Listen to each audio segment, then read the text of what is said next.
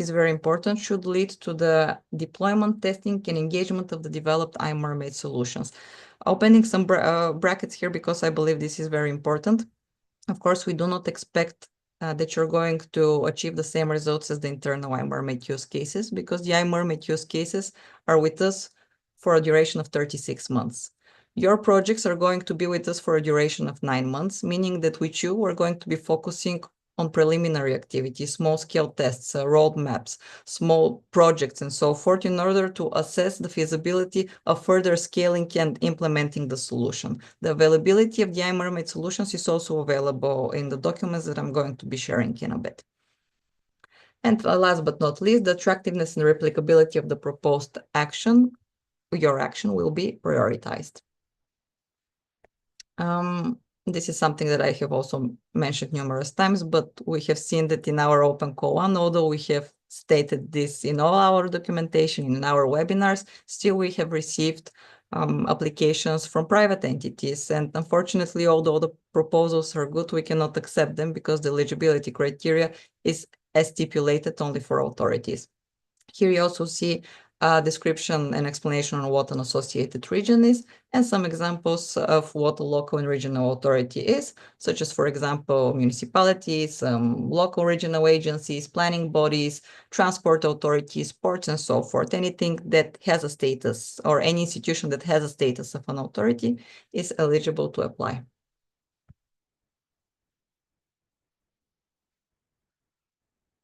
What you're getting within the program once you have become part of the iMERMAID open call beneficiaries, you're going to get an assigned lead mentor and support mentors depending on your case and your project proposal, technical advisory services necessary to successfully execute your actions for, as mentioned, roadmaps, plans, and actions to prevent, eliminate, and remediate pollution from chemicals. We're going to provide you also with training on stakeholder engagement, and this is a key activity as well within the iMERMAID project.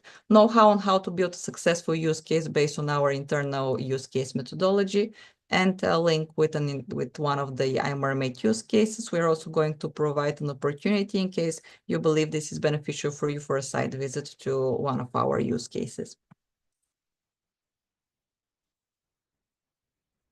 Regarding the structure of the program, for the duration of 9 months, this is divided into 3 separate stages. Each of them has different length depending on the workload that needs to be done, and also mandatory deliverables and a lump sum fixed to the stage. As you can see here, for example, stage 1, this is use case definition. It is with a duration of 2 months, and the main focus is on the development of your individual work plan in the use case specification based on your project proposal. Here you're going to be focusing on further defining and elaborating your deliverables, your key performance indicators, milestones, and actions via which we're going to be evaluating the success of your project. At the end, for this stage, you can receive a maximum of 17,000 euros. The second stage, titled Use Case Implementation, is the longest stage. It is with a duration of 4 months. And the main goal here is to implement what you have defined in your project proposal and in your use case specification. For this stage, you will receive up to 58,000 euros. And the final stage is use case evaluation and feedback. And here, basically, we're focusing on evaluating what has been done and how is this going to be further sustained after the end of the project. For this duration, for this stage, you're going to receive up to 25,000 euros, and this amounts to the total of 100,000 euros. Regarding the activities that are eligible for funding, here you can see them listed. And of course, considering the focus of iMERMAID, which is tackling contaminants of emerging concern, those are the activities that we are funding. So activities to remove contaminants, pollutants monitoring actions, remediation actions for specific pollutants, definition of regional pollutants and required actions for remediation, investment in software and hardware, only the cost for depreciation as per the Horizon Europe rules, and dissemination and communication of the activities and results. Where to start? Of course, you can go to our website where you get all the information. If you click here on the Open Call button, you're going to receive a sub-tab which is called Open Call 2. When you click on that, the page is going to open for you. When you scroll to the bottom of the page, you're going to get access to the 3 main documents, which are part of the official documentation of the iMERMAID Open Code 2. And those are guidelines for applicants, technical specification, and the proposal template. All of those documents are very important. They're not lengthy, but all the information there is crucial in order for you to be able to successfully apply to the Open Code. The answers to all your questions you are there. Of course, in case there is something still pending, you can always send us an email and we're going to respond to you to support you further.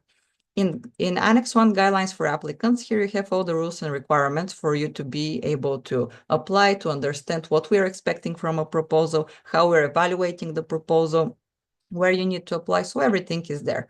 Then moving to Annex 1.1, which is a technical specification document. This is also very important because there you have explanation of all the iMERMAID solutions available for you. What you will see there is that there is a different type of availability of the different solutions. For example, some of the monitoring solutions, because they're smaller and also there are more than one, there is going to be availability for some of them to be actually tested from the third parties, meaning from you. But for the larger scale solutions, which are the remediation solutions, there are a lot of preliminary activities that are available to you with the support of our technical experts. But for some of those solutions, an actual deployment cannot happen for two main reasons. First, the duration of your project is only 9 months. And second, the solutions are going to be tested at this time with the internal iMERMAID pilots. So something that is very important here is for you to read the technical specification document and to see what is the actual availability of all the different solutions and what can be provided as a support.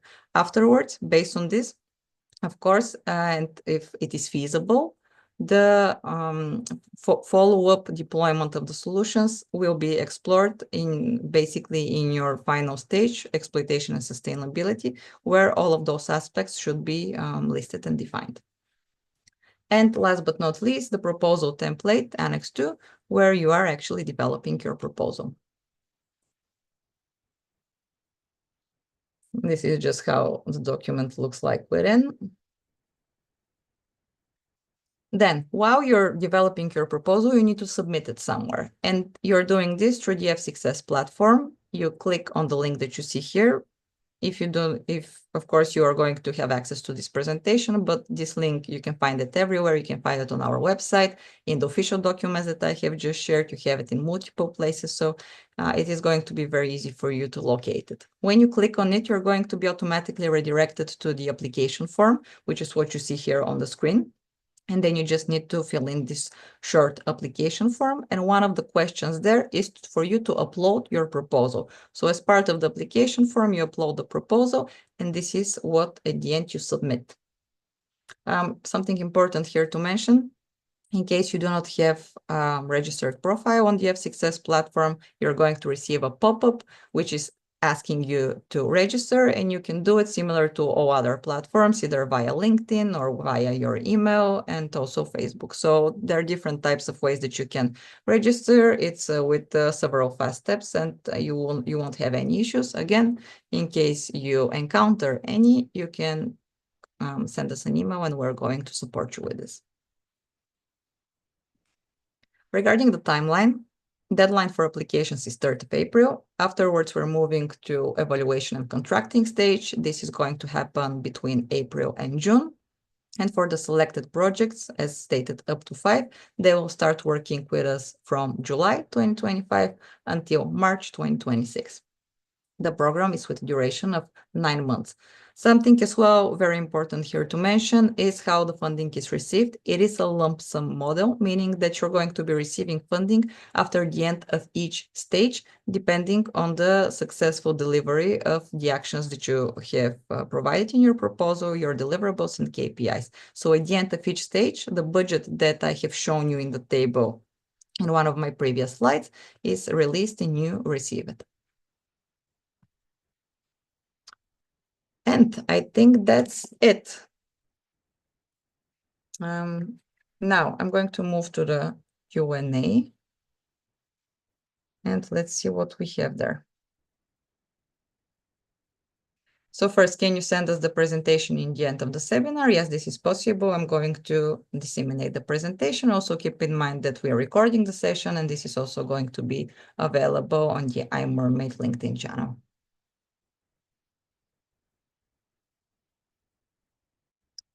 So there is a question, what are the eligible costs? What are the eligible activities and costs for subcontractors? So I believe I have answered this question, but if I haven't, then I'm going to provide also additional information for the subcontracting. So let me just return to this slide that you're asking.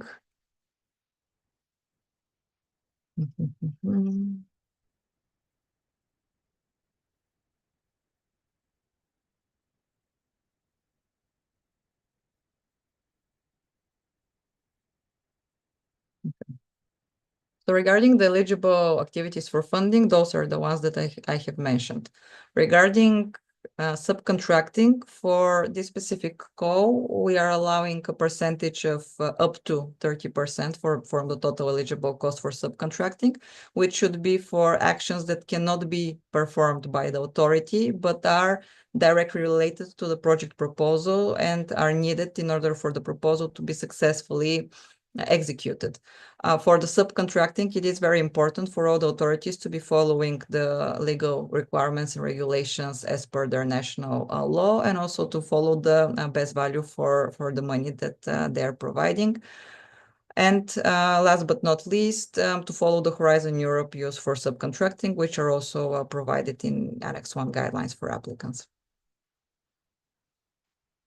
If there is anything else regarding the subcontracting part, please let me know so I can further elaborate. But as I said, everything is also available in the guidelines for applicants. Then the next question, since you don't have use cases in Portugal, will a proposal from a municipality in Portugal still be selected, or will you give preference to proposals from the countries where you have use cases? A very good question. Thank you for that. So it is very important to understand that wherever we have a use case, this means that this country is not eligible. So we cannot have another use case in the countries where we already have our internal use cases. So for example, Portugal is absolutely eligible, and we would love to have a use case from Portugal.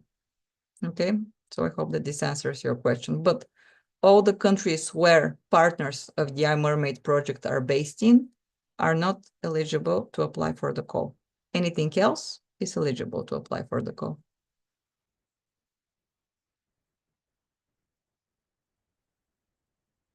I cannot recall all the connected countries. Is Belgium an eligible country? So no, Belgium is not an eligible country because we have a partner in Belgium. This you don't need to remember this by heart, of course. This is available on our website, where you go to the partners, you will see all the countries.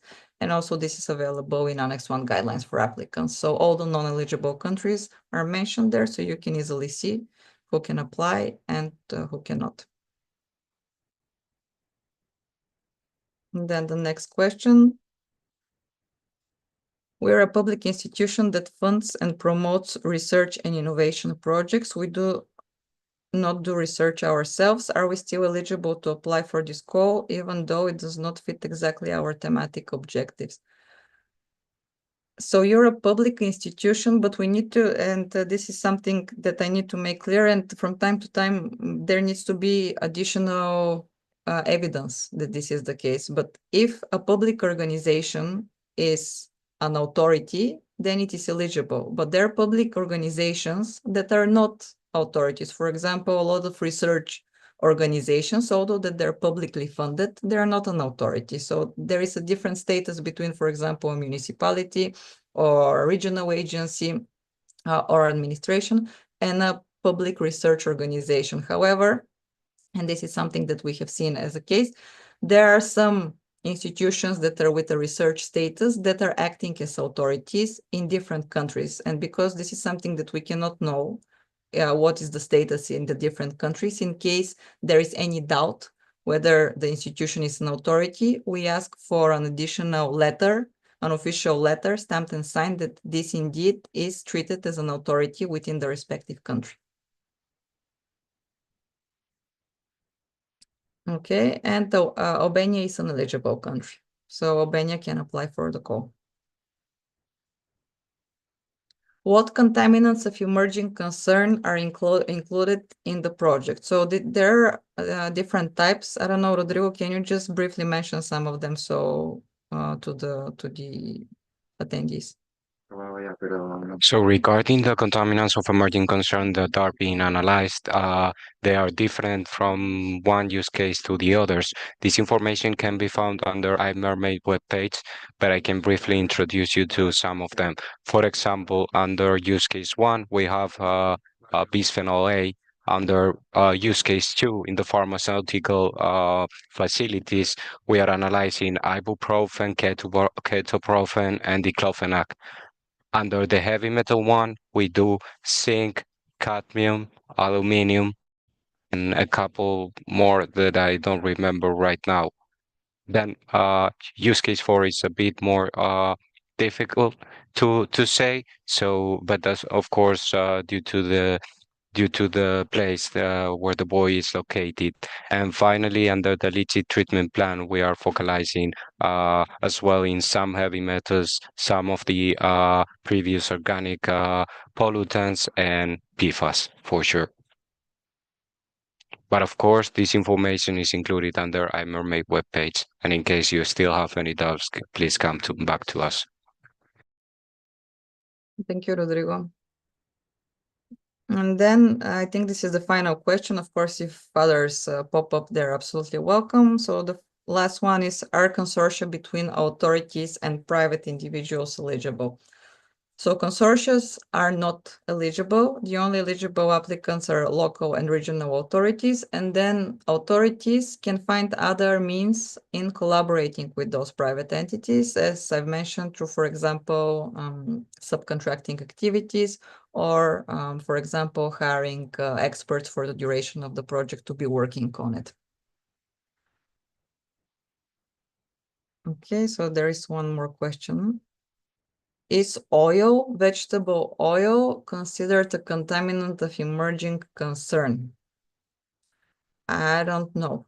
I think not. This is something that we do not measure in iMERMAID, but what we can... I can jump in, Ali, sorry. Yeah, please do. So regarding the, when I say oil sensor system, the oil that we are analyzing is the petroleum that we can find under the sea basin, the residues that come from the ships in the harbors. This is the oil that we do analyze. Thank you, Rodrigo. And I see there is one more question coming from the LinkedIn, whether UK are eligible or not. UK is eligible for the open call, yes. For open call 2, UK is eligible.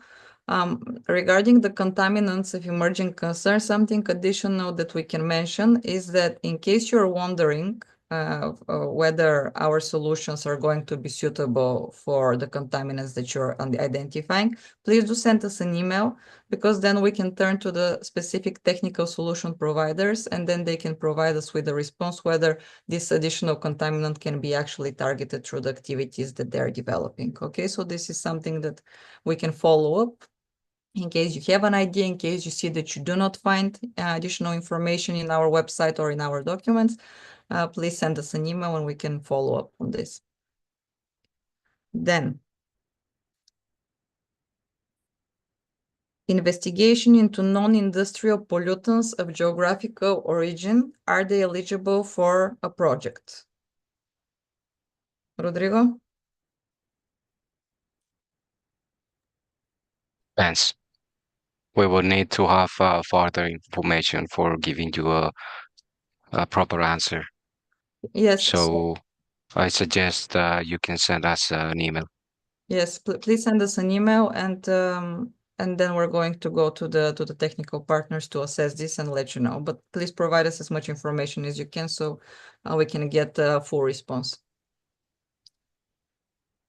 Is Denmark eligible? I cannot find information about it in the annex. Yes, Denmark is eligible as we do not have a partner from Denmark. So Denmark as a country and the regions within are eligible to apply. Okay. Are there any other questions?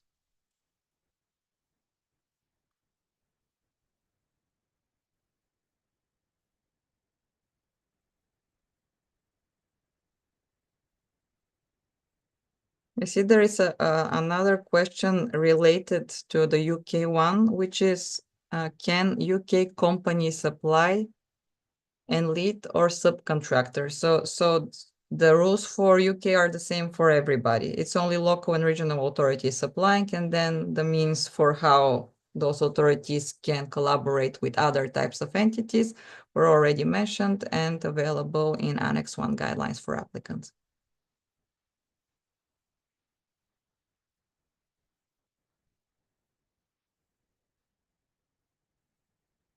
Okay, another question. Can Norway apply? Yes, I think Norway is eligible. I need to double check again, but I believe so. Norway is eligible to apply.